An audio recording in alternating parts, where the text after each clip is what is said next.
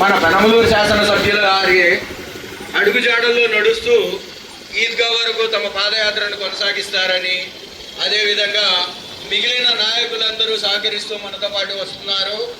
Janasena party వారు ఉన్నారు, అలాగే బీజేపీ మైనార్టీ మోర్చా రాష్ట్రీయ అధ్యక్షులు సయ్యద్ బాషాభాయ్ ఉన్నారు, అదేవిధంగా వైసీపీ నాయకులు ఉన్నారు.